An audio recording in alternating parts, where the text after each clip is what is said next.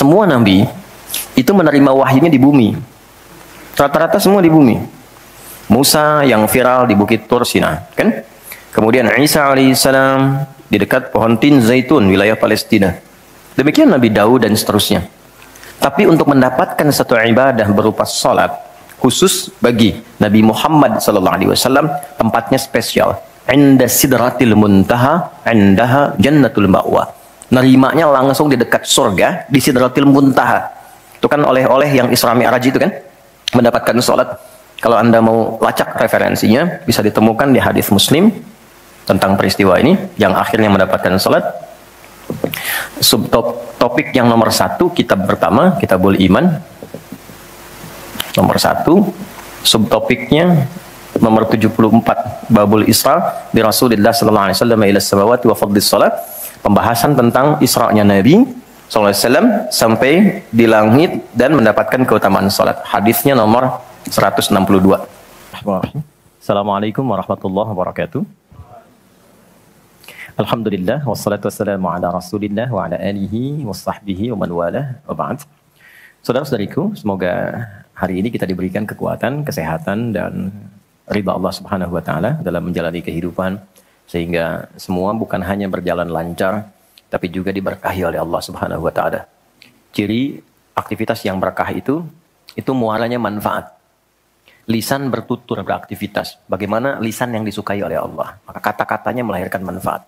Kata-katanya keluar baik. Kaki melangkah bila berkah, itu melangkah ke tempat yang baik. Demikian karya-karya pun. Anda boleh jadi desainer. Desainnya disukai Allah enggak? Jangan sampai mendesain sesuatu yang Allah enggak suka. Dunianya dapat, tapi bekal akhiratnya tereduksi di dalamnya. Demikian pekerjaan yang Anda lakukan. Kalau bisa, konsepnya kan sangat ideal. Quran surah kedua ayat 201. Wa minhum may yaqulu rabbana atina fid dunya hasanah wa fil akhirati hasanah. Jadi mengejar akhirat itu konsepnya bukan meninggalkan dunia, justru mengkreasikan dunia sehingga dia punya value akhirat. Kalau berniaga, silahkan sukses-suksesnya, sekaya-kayanya, dan konversikan kekayaan itu untuk mencari bekal yang Allah sukai. Wujudnya bisa macam-macam. Dengan kedudukan setinggi-tingginya, sehingga bisa membuat kebijakan-kebijakan yang Allah senangi. Dengan ilmu seluas-luasnya, sehingga banyak manfaat yang kita niatkan sebagai ibadah karena Allah. Dengan tenaga sebaik-baiknya. Mungkin ada yang di suara, mungkin ada yang di tangan, di kaki. Bilal kan cari surganya dengan suaranya. Dengan adzan, bukan dengan harta. Bilal ditawari jadi hakim agung sepeninggal Nabi. Setaraf ketua MA gitu ya. Itu ditolak oleh beliau dengan halus. Karena beliau passionnya memang menggunakan suara. Bukan menggunakan yang lainnya. Baik. Saya minta maaf dalam dua hal. Yang pertama, saya agak pilek hari ini. Karena memang beberapa kegiatan kemarin agak padat. Yang kedua, kita akan agak sedikit cepat karena kami ada agenda safar hari ini. Karena itu kita agak berbeda, mungkin agak lebih cepat dan supaya waktunya lebih efektif. Seperti yang pernah kita sepakati bersama di bulan yang lalu, bahwa kajian kita akan terfokus pada pembahasan seputar sholat. Saya sudah buatkan kurikulumnya untuk sepanjang kajian ke depan, sehingga tahu apa yang mau dibahas, materinya sampai dengan waktunya. Mungkin nanti saya akan koordinasi dengan Mas Dimas atau dari musyawarah, kirimkan email. Saya nanti kirimkan baik dari materi pokoknya, schedule-nya apa yang mau dibahas di pekan keberapa, sampai dengan mungkin dasar PowerPoint-nya. Ada saya buatkan beberapa jadi PowerPoint. Baik, teman-teman sekalian, kenapa bahasan sholat menjadi penting? Ya, ini dulu. Dan menjadi bagian yang paling mendapatkan perhatian tinggi dalam Islam, baik di Al-Quran ataupun di hadis-hadis Nabi Sallallahu Alaihi Wasallam. Semua Nabi itu menerima wahyunya di bumi. Rata-rata semua di bumi. Musa yang viral di Bukit Tur Sina, kan? Kemudian Isa alaihissalam di dekat pohon tin zaitun wilayah Palestina. Demikian Nabi Daud dan seterusnya. Tapi untuk mendapatkan satu ibadah berupa salat khusus bagi Nabi Muhammad SAW, tempatnya spesial. Inda sidratil muntaha, indaha jannatul ma'wa. Nerimanya langsung di dekat surga, di sidratil muntaha. Itu kan oleh-oleh yang Isra Mi'raj itu kan, mendapatkan salat. Kalau Anda mau lacak referensinya, bisa ditemukan di hadis Muslim tentang peristiwa ini, yang akhirnya mendapatkan salat. topik yang nomor 1, kitab pertama, Kitabul Iman. Nomor 1, subtopiknya nomor 74, Babul Isra bi Rasulillah sallallahu alaihi wasallam ila samawati wa fadlis salat. Pembahasan tentang Isra-nya Nabi sallallahu alaihi wasallam sampai di langit dan mendapatkan keutamaan salat. Hadisnya nomor 162. Riwayatnya Imam Muslim. Imam Muslim menerima dari Syaiban bin Zarukh. Syaiban bin Zarukh menerima dari Hamad bin Salamah. Hamad bin Salamah menerima dari Thabit al-Bunani. Thabit al-Bunani menerima dari Anas bin Malik radhiyallahu taala anhu. Beliau menerima dari Nabi sallallahu alaihi wasallam. Lengkap rinci peristiwa singkatnya mendapatkan salat. Dan salat menjadi pokok penentu amalan lain. Jadi kalau benar salatnya, benar hajinya. Benar salatnya, benar zakatnya. Benar salatnya, benar interaksi dengan Qur'annya. Dan benar salatnya, itu pasti baik hisabnya. Maka turun hadis spesifik yang banyak dihafal oleh para ahli hadis, jadi pegangan hidup sampai akhirat. Inna awwala ma yuhasabu bihi al-'abdu yawmal qiyamati as-salah. Amal pertama yang akan dihisab di hari kiamat adalah salatnya. Idza salahat salaha sa'iru amali. Kalau baik semua amalnya, indikasinya dari salat.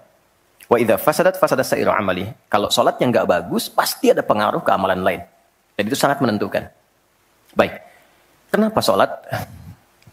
Ada apa di balik salat? Dan bagaimana cara salat yang benar yang melahirkan perubahan pada kehidupan? Itu yang coba kita turunkan sampai di bulan Ramadan pun ibadah pokoknya salat. Kan? Ibadah pokoknya salat lah. Sampai Nabi mengatakan, "Man qama Ramadhana imanan wa ihtisaban, ghufira lahu ma taqaddama min dzambi." Spesial untuk Ramadan, orang yang salatnya benar khusus di Ramadan, di malam harinya yang kita kenal dengan tarawih, kalau benar salatnya dan ada getaran pada jiwanya, lalu dia berdoa spesifik, maka yang pertama Allah berikan mengampuni semua dosa yang pernah ia kerjakan selama hidupnya. Itu nggak main-main. Artinya merubah dia menjadi lebih baik. Itu salat. Karena itu kenapa ada tambahan di Ramadan spesifik untuk meningkatkan salat tarawih. Berarti ada sesuatu yang sangat penting. Yuk kita mulai. Pertama kita akan bahas dari segi nama. Kedua, kita akan bahas dari segi fungsi atau hikmah atau manfaat. Baru kemudian yang ketiga, kita masuk kepada persoalan teknis penunaiannya. Baik bacaan, cara, makna. Kita belajar dari mulai menunaikan bacaannya apa, maksud dari itu apa. Ya. Baik, kita mulai cepat. Salat. Apa itu salat? Doa. Apalagi? Kenapa doa disebut salat? Kenapa nggak disebut doa aja? Apa itu salat? Doa. Apa itu doa? Salat. Oke, yuk kita urutkan dari segi katanya dulu. As-salah, kurang lebih begini. Nanti ada versinya, ada yang pakai waw, itu ujungnya nanti kembali ke alif. Ini ya. Teman-teman, salat itu seakar dengan kata silah. Silatun. Seakar verbnya, kata kerjanya dengan kata wassalah. Wusul. Silah dalam bahasa Arab artinya sesuatu yang terhubung kuat. Sehingga dengan erat dan kuatnya ini sulit dilepaskan. Pernah dengar silaturahmi? Ya kan? Kenapa disebut dengan silaturahmi? Karena ada hubungan perhatian kasih yang dalam, sehingga dimanapun dia masih tersambung untuk memperhatikan. Jadi silaturahmi itu bukan begini, bukan Anda kumpul, menyapa di teman yang hadir. Itu bukan silaturahim. Anda menyapa orangnya ada, wajar, orangnya masih ada. Tapi ketika Anda pulang, Anda mendoakan, dan support pada kebaikan, itulah silah namanya. Nah, hubungan yang melatih kita, supaya terus terhubung dengan Allah, sehingga tak terpisahkan pengawasan Allah kepada kita, perlindungan Allah kepada kita, pemberian Allah kepada kita di setiap waktu dan tempat dimanapun. Itu dinamakan dengan sholat namanya. Karena itu, ciri keberhasilan orang yang sholat, yang pertama kali didapatkan, adanya konektivitas dengan Allah. Sampai dia koneksinya ke Allah. Karena itu disebut wusul. Kenapa secara fikih dinamakan dengan doa? Karena saat berdoa kan terkoneksi dengan Allah. Ya kan? Nah, doa yang terkoneksi secara formal kepada Allah itu disebut dengan sholat. Quran surah keempat, dalilnya An-Nisa ayat 103. Quran surah 4 ayat 103. Paling kanan agak sedikit ke atas tuh di mushaf standar. Fa'idza qadaytumus sholata. Maka jika Anda telah tuntas mengerjakan salat, fadhkurullaha. Maka cirinya dia akan cepat terkoneksi kepada Allah. Itu pengertian hikmahnya. Kalau pengertian fikihnya, habis salat cepat zikir. Zikir itu artinya terkoneksi, nyambung. Kenapa setelah sholat ada zikir lagi yang menyambungkan? Karena ada orang yang sejak saat sholat belum nyambung dengan Allah. Itulah sebabnya nanti kita akan belajar. Masih merasakan nggak? Pernah nggak begini? Sebelum sholat mau fokus nih, tapi begitu takbir, Allahu Akbar. Yang akbar di lisan Allah, tapi yang akbar di pikiran, project. Ya, status belum diupdate. Nyimpan sendal di mana, jemuran belum diangkat, ya kan? Ya, pernah nggak suasana itu hadir? Nah kan?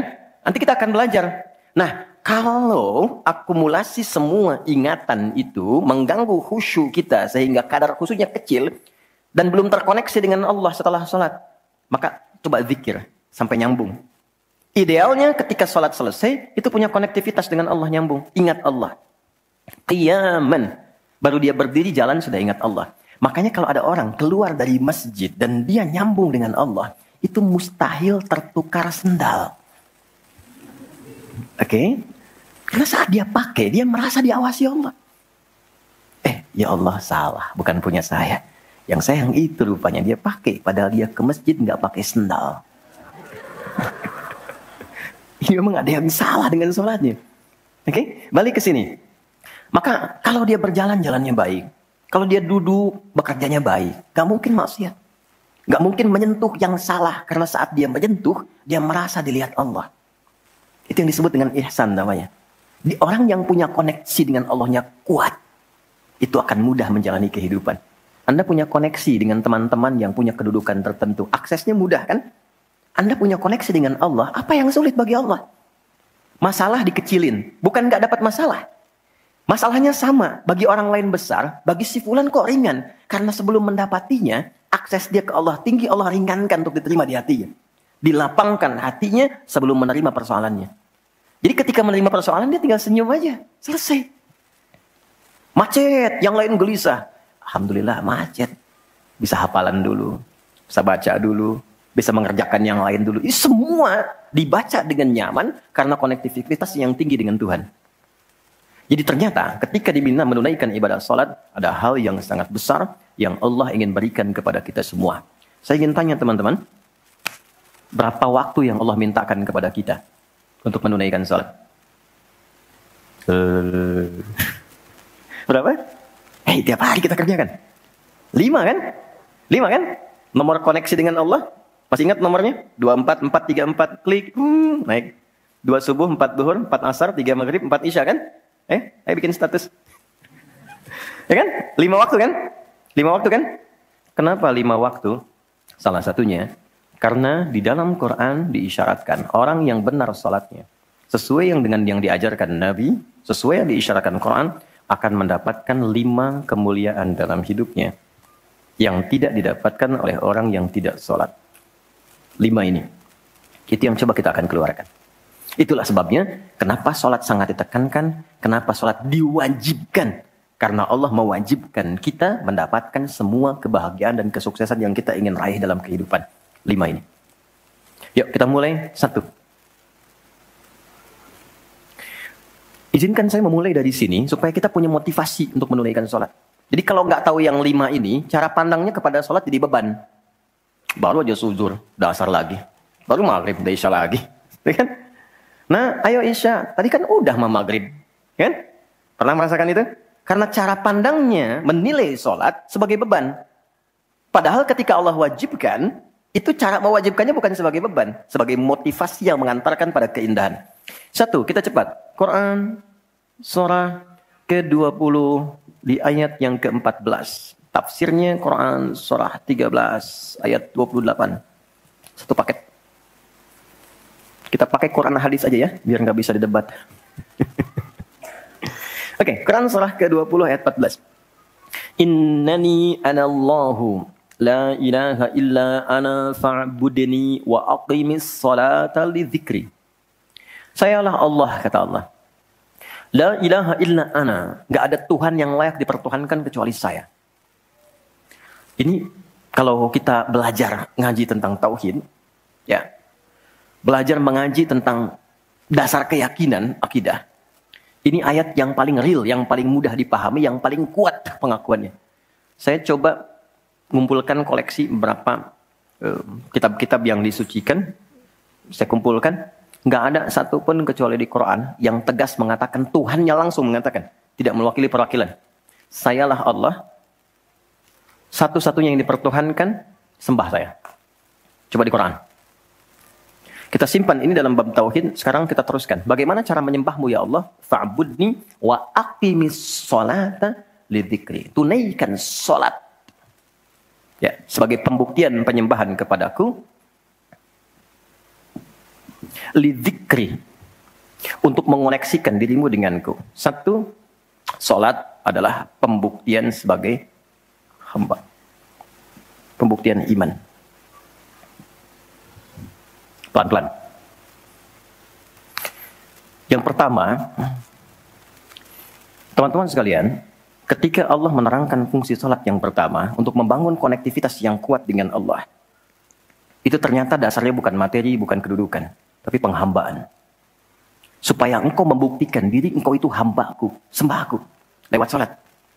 Jadi kalau ada orang yang mengatakan, Tuhanmu siapa? Allah, tapi dia nggak mau sholat, itu kata Nabi, belum sempurna kebertuhanannya kepada Allah. Ya, al-farqu bainal mu'min wal kafir, tarku sholat, kata Nabi. Perbedaan orang yang mengaku beriman dengan yang belum beriman, dilihat dari sholatnya. Jadi kalau dia sudah menunaikan sholat, itu pembuktian keimanannya kepada Allah, kebertuhanannya. Jadi kalau ada orang mengaku muslim, dia belum menunaikan sholat, maka dipertanyakan keimanannya. Karena itulah kemudian, kata sholat disebut juga di Al-Quran dengan kata iman. Buka Quran surah kedua. Ayat 143. Lihat di pertengahan. Wa ma kana Allahu liyudhi'a imanakum. Jika ada hamba siapapun menunaikan sholat, aku nggak akan sia-siakan sholat yang dilakukan dengan imannya itu. Maksudnya apa? Akan dibalas, diberikan perhatian sesuai dengan kadar sholatnya. Disebut dengan iman. Dan yang paling dahsyat, ketika seseorang sholat menghamba, kan gerakannya ruku, sujud, menghamba kan? Maka naik statusnya dari sekedar manusia biasa menjadi abdun. Teman-teman, ini rahasia besarnya. Perintahnya, fa'budni, yang kita baca, iyyaka na'budu, asal katanya dari kata abada, orangnya abdun, zamannya ibad. Dan tidak pernah disebutkan dalam Quran kata abdun, kecuali untuk mengangkat derajat hamba di hadapan Allah. Contoh, Nabi Muhammad ketika peristiwa Isra dan Mi'raj, dipanggilnya dengan nama apa? Quran surah 17 ayat 1. Subhanalladzi asra bi'abdihi. Tidak disebut Nabi, tidak disebut Rasul, tapi abdun. Nabi Sulaiman ketika diberikan kekuasaan besar, punya kedudukan yang hebat, sampai menundukkan awan. Ya, sebelum Songgohan punya awan Kinton, Nabi Sulaiman sudah punya duluan. Suzuki Yatanabe tahun 96 kan, bikin komiknya. Saya nggak terlalu baca itu, atau tonton, tapi saya tahu. Itu awan ditundukkan, angin bolak-balik. Ketika mendapatkan kedudukan itu, sifat yang disebutkan abdun, bukan Nabi, bukan Rasul. Quran surah 38 ayat 30. Wa wahabna li Dawuda Sulaiman ni'mal abdu. Oke, Nabi Zakaria alaihissalam ketika akan diangkat statusnya dari suami menjadi ayah dan sudah berharap tinggi, dikabulkan, naik status, diberikan anugerah, disebutnya dengan abdun. Quran surah 19 di ayat yang kedua. Dzikra rahmati rabbika abdahu Zakaria. Nabi Nuh diangkat status memimpin kelompok generasi manusia setelah Nabi Adam, naik ke kapal, jadi pemimpin besar. Begitu diangkat, yang disebut statusnya abdun.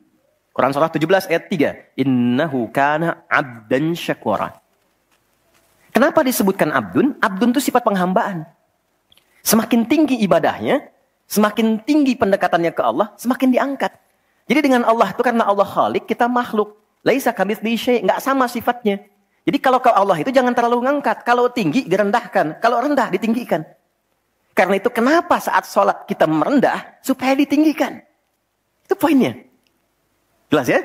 Itulah sebabnya kenapa Nabi dijamin surga, turun surah Al-Kautsar itu, satu-satunya Nabi yang sebelum wafat turun surganya. Rasulullah. Dengan turunnya surah Al-Kautsar. Kenapa? Salah satunya karena ibadahnya. Coba lihat kesaksian Sayyidah Aisyah itu di Al-Bukhari nomor hadis 1147. Kedatangan tabi'in namanya Abu Salamah bin Abdurrahman, tanya bagaimana sholat malamnya Nabi. Kata Sayyidah Aisyah, jangan ditanya panjang dan khusyuknya. Panjang dan bagusnya. Beliau memang sholatnya 4 rakaat di awal, tapi jangan tanya panjang dan bagusnya. Beberapa sahabat dulu pernah pengen tahu, penasaran. Diikuti sholat di belakang Nabi. Ternyata rakaat pertamanya dikira Al-Baqarah 100 ayat akan ruku. Ternyata disambungkan ke 286 ayat sampai selesai. Dikira setelah selesai akan ruku. Ternyata Alif Lam Mim lagi, Ali Imran sampai selesai. 200 ayat. Dikira ternyata setelah la'alakum tuflihun 200 ayat Ali Imran akan ruku. Nyambung An-Nisa 176 ayat. Baru kemudian ruku setelah 5 juz 4 halaman. Ruku. Besoknya orang-orang ini nggak ikutan lagi. Udah. Lain memang levelnya. Salam. Tersentuh kaki Nabi itu dengan tangan Sayyidah Aisyah. Ini menunjukkan sederhana kehidupannya.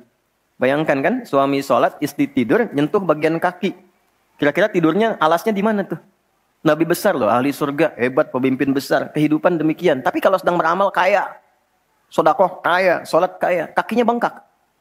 Kata Sayyidah Aisyah, kenapa begini ya Rasulullah? Alam takun madmunah, alam takun ma'sumah. Engkau kan dijamin surga, surahnya sudah turun. Engkau dijaga dari kesalahan maksum. Jawabannya ringan sekali. Afala akunu abdan syakura, abdun. Apa enggak boleh aku menjadi hamba yang bersyukur? Ternyata syukur itu kalau dulu para nabi itu pakai ibadah. Jadi kalau dapat nikmat nih teman-teman, ini rahasia hari ini ya. Di antara kita saja ya. Sekarang saya nggak bagi di yang lain nih, cuma di sini nih. Ya. Para nabi itu, kalau mereka dapat nikmat apapun, itu yang dilakukan syukur. Dan syukurnya lewat ibadah. Contoh, biasa kan suka hadir ulang tahun ya. Masuk ulang tahun kesekian. Nabi tiba-tiba hari Senin puasa.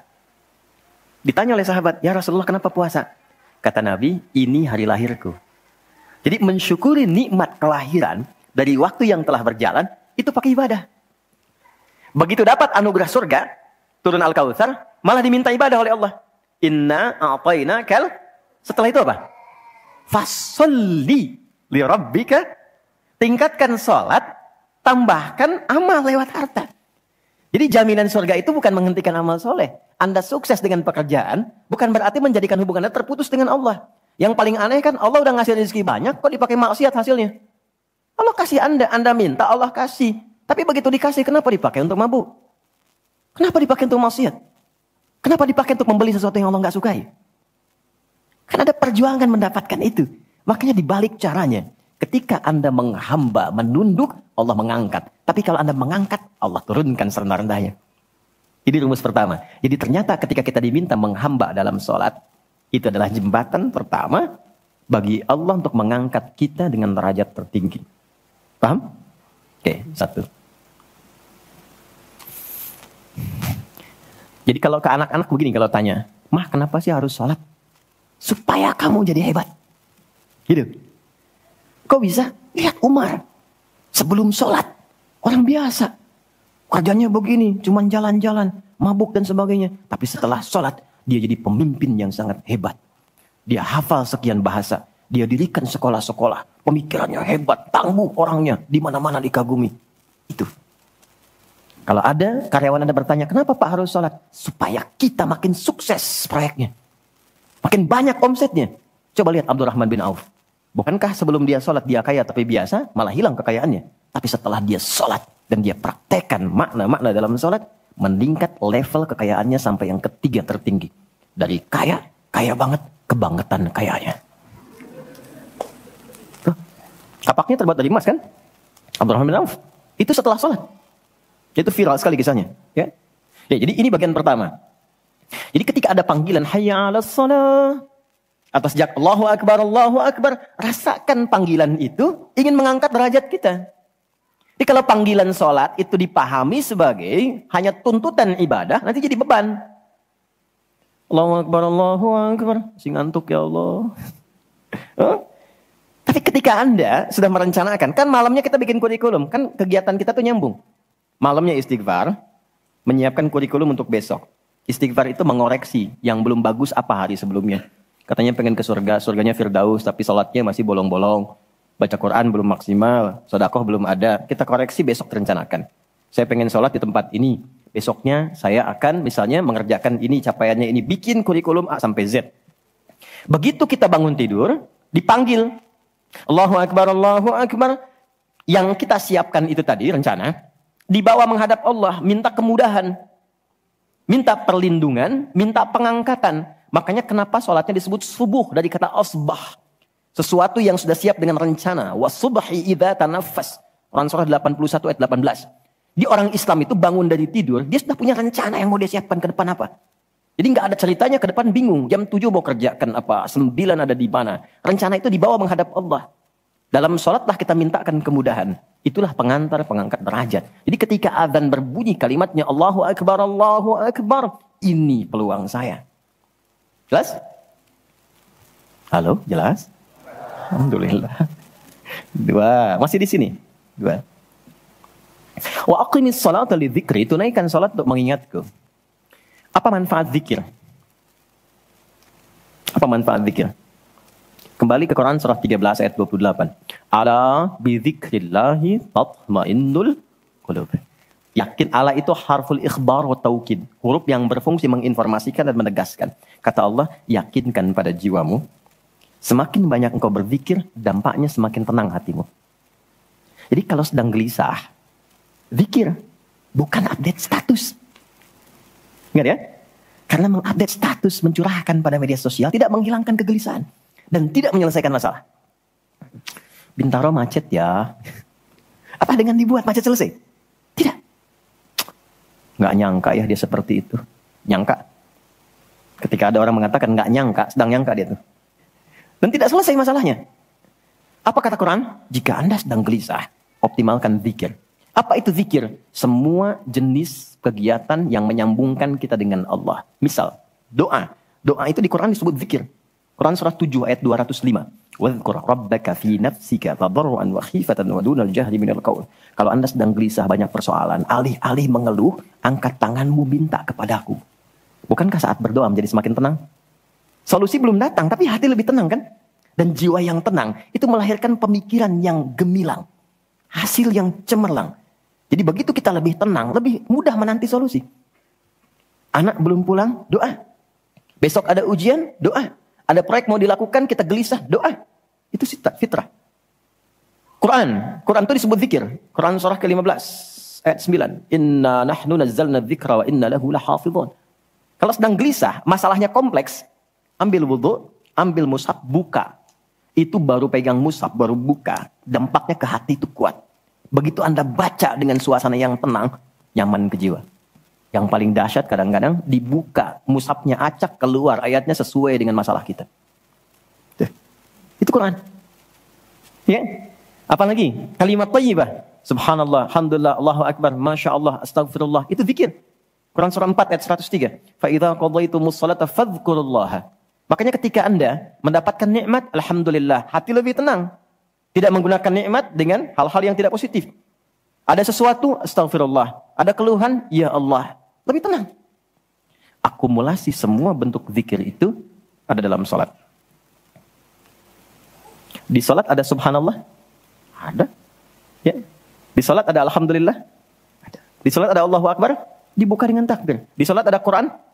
Ada. Al-Fatihah, Quran. Kita sholat baca Quran. Apa lagi? Apakah di sholat kita kemudian membaca kalimat thayyibah? Baca. Berdoa? Iya, isinya semua doa. Maka ketika semua jenis zikir dikumpulkan, itu berubah menjadi sholat. Dan kalau satu zikir saja membuat tenang, apalagi sholat. Makanya sholat itu, jangankan ibadahnya, tempatnya saja bikin tenang. Coba teman-teman, ikhwan ya.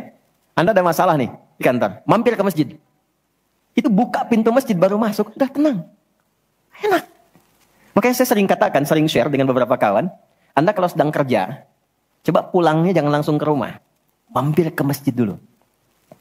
Yang terdekat ya dengan rumah. Yang terdekat. Mampir ke masjid, sholat 2 rakaat. Di situ sampaikan, ya Allah, aku telah berikhtiar seperti apa yang telah Engkau perintahkan. Dan aku bertawakal akan rizki yang telah engkau tetapkan. Itu begitu Anda selesai berdoa pulang, yang dibawa ke rumah aura masjid bukan aura kantor. Dan istri anak-anak di rumah mendapatkan ketenangan yang sempurna. Jadi nerima antum itu nerima dalam keadaan yang penuh dengan ketenangan. Jadi ketika menyambut anak, ayah, papa, papi, buya, antumnya tuh udah enak nerimanya. Coba kalau nggak percaya, rasakan itu. Ke masjid itu beda. Dibanding rumah sendiri, rumah Allah lebih tenang kan? Itu baru tempatnya. Dan puncaknya Ka'bah. Yang menjadi kiblat. Itu ada di Quran, surah kedua, ayat 125. Wa idh ja'alnal baita mathabatan linnasi wa amna. Dan pelajari, pahami, renungi. Ketika aku tetapkan dengan keagunganku, Ka'bah pusat ibadah yang menenangkan. Sebanyak apapun Anda punya kesulitan, depan Ka'bah itu ngalir air mata, tenang aja. Gitu. Pancarannya masjid. Ya. Masya Allah ya. Nah, amalannya sholat. Jadi ambil suasana itu, bawa ke dalam diri kita untuk menghasilkan apa yang kita harapkan. Yang kedua, di intinya kalau sedang tidak tenang, gelisah, ada persoalan, atau bahkan ya, untuk menentukan satu urusan. Kalau Anda bingung, merasa ada saingan yang tidak sehat, merasa ada orang-orang yang mungkin mengganggu, lakukan sholat sebelum berangkat. Tahu Imam Al-Bukhari ya? Beliau menulis Sahih Al-Bukhari kan? Itu sebelum menulis setiap satu hadis, sholat 2 rakaat. Kalau tenang, baru dituliskan. Tidak tenang, beliau sholat kembali. Ditulis di Masjidil Haram, diselesaikan di Masjid Nabawi. Itulah sholat. Makanya semua nabi yang pernah bertugas di bumi, itu sholat. Dan kita yang paling sempurna caranya. Nabi Isa, Yesus, sholat. Quran surah 19, ayat 31. Sampai 33-nya. Wa ausani bis sholah. Allah mewasiatkan padaku untuk sholat. Nabi Zakaria, sholat. Quran surah ketiga, ayat 39. Fanadat fil malaikatu wa huwa qa'imun yusalli fil mihrab. Salat. Nabi Ismail, kakek Nabi ke-29, bahkan meminta keluarganya disiplin salat. Quran surah 19, Maryam ayat 55. Wa kana ya'muru ahlahu bis shalah. Jadi kalau kita urutkan dari awal sampai ke Nabi Muhammad sallallahu alaihi wasallam, atau kita tarik mundur dari Nabi Muhammad ke Nabi Adam alaihissalam, tidak ada satupun nabi yang bertugas di bumi kecuali mereka salat. Muhammad SAW bin Abdullah bin Abdul Muttalib bin Hashim bin Abdul Manaf bin Qusay bin Murrah bin Kilab bin Ka'ab bin Ghalib bin Fihir bin Malik bin Nadar bin Kinana bin Khuzaimah bin Mudrika bin Ilyas bin Nizar bin Mudar bin Ma'ad bin Adnan bin Adi bin Adri bin Muqawwam bin Nahur bin Ya'rub bin Yasjub bin Ismail alaihissalam bin Nabit bin Ismail alaihissalam bin Ibrahim alaihissalam bin Adhar bin Nahur bin Abir bin Kinan bin Arfashad bin Sam bin Nuh alaihissalam bin Mihlail bin Matushalab bin Kinan bin Anwas bin Tith bin Adam alaihissalam. Semua tersambung. Saya ulangi. Semua salat. Oke? 3. Quran surah 29 ayat 45. Salat bila dikerjakan dengan benar akan merubah pelakunya menjadi lebih baik. Secara singkatnya, salat mendidik kita menjadi pribadi yang baik. Nah, sumber keburukan itu yang menjadi lawan dari baik, itu ada 2. Jadi kalau ada orang yang tidak baik, anak yang kurang baik, ayah yang kurang baik, ibu yang kurang baik, itu artinya ada satu dari 2 ini yang melekat pada dirinya. Satu, disebut dengan fahsya. Keburukan yang bersumber dari syahwat. Maaf, kata-kata kotor, jorok, zina, LGBT, pornografi, porno aksi, dan semisalnya. Itu fahsya. Jadi nggak mungkin orang sholat, kata-katanya jorok. Perilakunya menyimpang. Nggak mungkin. Karena sholat mencegah itu. Atau mungkar, maaf, keburukan yang bersumber dari nafsu perut dan akal. Mencuri, korupsi, mencela, berdusta, membunuh, merampok, menyakiti, dan semisalnya. Itu mungkar. Makanya ketika seseorang berbuat itu, hatinya mengingkari. Itu disebut mungkar. Hatinya mengingkari. Maka orang sholat, pasti bila sholatnya benar, karena dia tersambung dengan Allah, fahsya dan mungkarnya tertekan. Yang muncul jiwa baiknya, jiwa takwanya. Ketika yang muncul kebaikannya, yang buruknya ditekan, maka yang keluar dari semua bagian tubuhnya, semuanya perilaku baik. Itulah sebabnya ketika Allah berfirman tentang hal ini, disampaikan di Quran surah 29 ayat 45. Innas sholata tanha anil fahsya wal munkar. Mengujinya gampang. Kita uji dengan sejarah pendekatannya. Semua masyarakat di era Nabi, itu kan sebelum masuk Islam perilakunya itu sangat menyimpang. Tidak kenal kebaikan. Tak kenal kebaikan itu jahlun namanya. Orangnya jahil. Kalau disatukan jadi jahiliyah. Nggak kenal kebaikan. Ya, maaf, yang mencuri banyak. Zina khatam. Ya, perilaku menyimpang banyak. Disebutnya jahiliyah. Tapi ketika datang risalah Islam, yang diajarkan pertama sholat. Sholat merubah mereka dari jahiliyah menjadi khairu ummah. Kalau ada yang paling jujur, itu. Yang paling dermawan, itu. Yang paling baik, itu. Paling disiplin, itu. Kok bisa sholat ditunaikan bisa merubah seseorang jadi lebih baik? Ada sesuatu dalam sholatnya. Itu yang nanti kita akan pelajari. Itulah sebabnya kenapa anak-anak dari kecil usia 7 tahun khususnya yang diajarkan sholat. Masih ingat hadisnya? Ya, saat anak berusia 7 tahun ajarkan sholat. 10 tahun dia masih malas, beri pelajaran yang membuat dia mengerti. Bukan berarti harus memukul ya. Kalau di Arab adatnya begitu, itu biasa. Doroba itu memberi pelajaran maksudnya. Kurangi uang jajannya, berikan pelajaran yang baik kepada dia supaya mengerti kenapa mesti sholat. Kenapa dari usia 7 tahun? Supaya anak itu tumbuh jadi baik. Itu maksudnya. Cuma anak sekarang advance. Gen Z yang sekarang itu sebelum sholatnya sempurna, TK sudah manasik ya. Enggak apa-apa sih, cuma ini maksimal dulu yang kedua ya. Oke, 4, saya cepat karena waktu kita terbatas. 4. Salat bila dikabulkan, bila dilakukan dengan benar. Saya ulangi, salat bila dilakukan dengan benar. Sesuai isyarat petunjuk Al-Quran dan contoh yang disampaikan Nabi, maka bisa mempercepat terkabulnya doa. Oke? Mempercepat terkabulnya doa. Itulah kenapa secara bahasa salat disebut doa. Kalau benar mengoneksikan diri kita dengan Allah sang pengabul doa, koneksinya cepat, sinyalnya kuat, itu nggak ada sekat, menggoncang arus, langsung dikabulkan. Dan nggak ada jeda. Oke, Quran langsung, surah ketiga, ayat 38 sampai 39.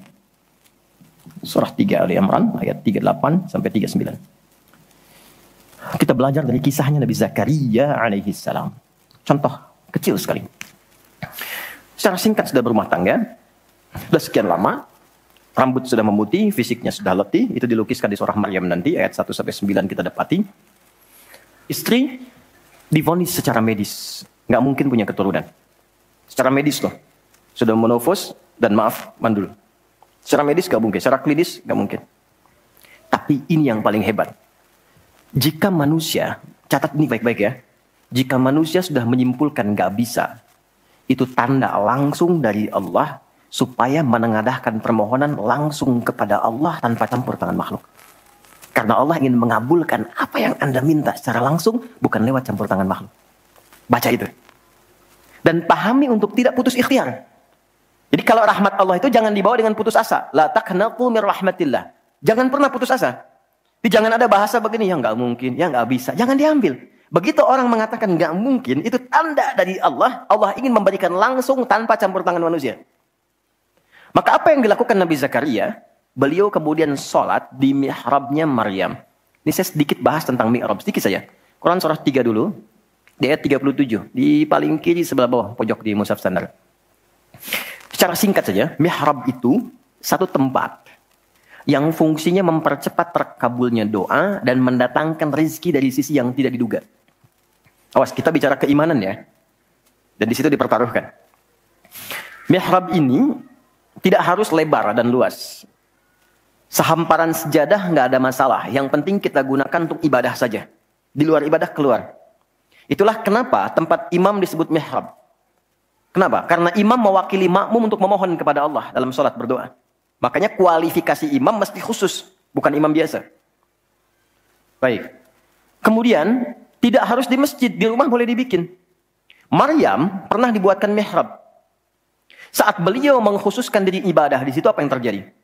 Fataqabbalaha rabbuha biqabulin hasanin wa ambataha nabatan hasanan wa kaffalaha Zakaria. Kullama dakhala 'alayha Zakaria al-mihrab wajada 'indaha rizqa. Qala ya Maryam anna laki hadha? Qalat huwa min 'indillah. Innallaha yarzuqu man yasha' bighairi hisab. Ini poinnya. Setiap Nabi Zakaria mengantarkan kebutuhan Maryam, pakaiannya, makanannya, kebutuhannya, itu sudah ada. Dan ingat, status Nabi Zakaria itu Nabi loh. Beliau tahu itu pasti dari Allah. Tapi ingin dikonfirmasi apakah pendidikan beliau selama ini sudah meresap pada jiwanya atau belum. Ditanya, Maryam dari mana semua ini? Maka beliau jawab, Maryam jawab, huwa min indillah. Paman, ini semua dari Allah. Baik ya? Allah memberikan apapun yang ia kehendaki tanpa batas pada siapa yang diingini. Maka ini dibaca oleh Nabi Zakaria. Mayyasha itu. Jadi kalau ada di Quran diksi mayyasha, jangan simpulkan ini untuk dia saja. Maksudnya, jadi seperti dia, maka Allah akan berikan seperti Allah berikan kepada dia. Maka Nabi Zakaria kemudian sholat di mihrabnya Maryam itu. Minta sesuatu yang selama ini kata orang terbatas. Apa yang dilakukan? Sholat. Dalam sholatnya minta. Perhatikan cara mintanya. Satu, menyebut nama Allah sesuai kebutuhan. Jadi Allah bentangkan semua nama terkait semua kebutuhan kita. Anda butuh rizki, sebut ya Razak. Anda butuh ilmu, sebut ya Alim. Kan? Anda butuh ketahanan mental diri, sebut ya Sabar. Itu 99 tersebar. Itu rumusnya di Quran surah ke-17 ayat 110. Quran surah 17 Al-Isra ayat 110. Qul id'ullaha awid'ur rahman ayyamma tad'u falahul asma'ul husna. Kalau Anda punya persoalan, segera curhatkan kepada Allah, minta, berdoa. Sebut ya Allah yang standar atau ya Rahman naik sedikit atau pilih nama yang sesuai kebutuhan kita. Jadi nggak harus semua disebut, takutnya nggak butuh dikasih. Ya Allah ya Sabar, nggak pengen punya masalah, turun masalah kan? Nah, Nabi Zakaria divonis ada keterbatasan, nggak mungkin diberi. Maka beliau meminta dengan nama Allah yang memberi tanpa batas. Dalam bahasa Arab disebut dengan Wahhab, pemberi tanpa batas. Kalau dialihkan jadi bentuk permintaan, fi'lil amri lit talab. Bukan perintah di sini, tapi untuk meminta. Maka rubah kalimatnya jadi hab. Kalau untuk pribadi, habli. Untuk komunal banyakan hablana. Karena ini kasusnya pribadi, maka di ayat 38 beliau meminta. Hunalika di mihrabnya Maryam. Da'a Zakaria Rabbah. Berdoalah Nabi Zakaria kepada Allah Rabbnya. Perhatikan. Qala Rabbi habli. Min ladunka dzurriyyatan thayyibah. Innaka sami'ud du'a. Ini fikih doa yang penting dipelajari. Ya Allah. Jadi kalau terjemah bebasnya begini. Mereka mengatakan, aku nggak mungkin punya keturunan. Maka aku memohon darimu saja yang tidak punya batas dalam pemberian. Mereka katakan aku nggak mungkin. Aku memohon kepadamu yang tidak punya batas dalam pemberian. Innaka sami'ud du'a, sungguh engkau pasti mendengar doaku. Kalau kepada yang maha mendengar tidak terkabul juga, kepada siapa lagi aku mesti memohon?